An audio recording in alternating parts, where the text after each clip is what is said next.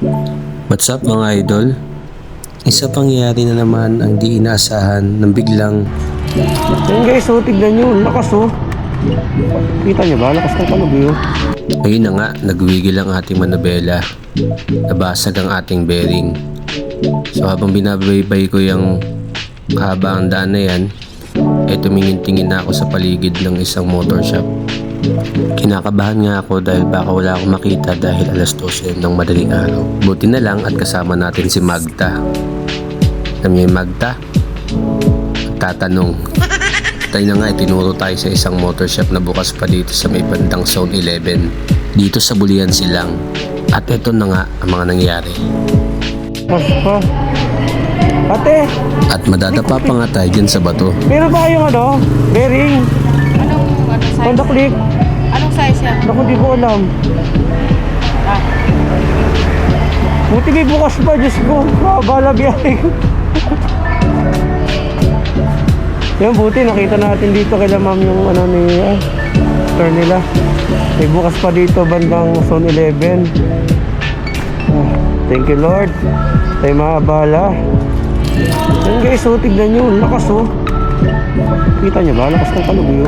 Oh. Oh. Grabe. Dito nga ay sinubukan natin gawin yung motor.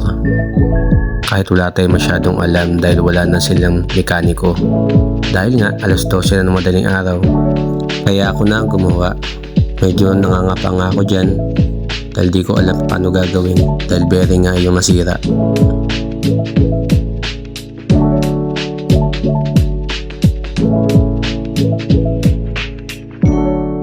Dito nga ay tinignan ko pa yung loob kung kaya ba talagang baklasin.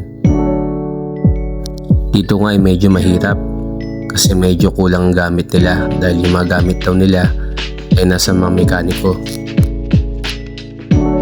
Dito nga guys, medyo nahihirapan na talaga akong baklasin to kaya tinanggal ko muna yung caliper pati yung disc brake para matanggal ko yung bearing sa kabila kasi talagang sobrang tigas niya.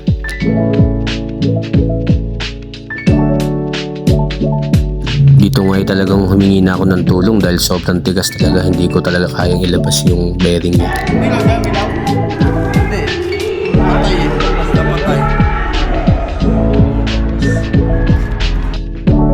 Diyos ko, sa part na to talagang tagaktak na ako ng pawis. Hirap na hirap talaga akong ilabas yung bearing dahil nga kulang yung gamit. Kung ano yung mga nandyan, yun lang ginamit ko talaga.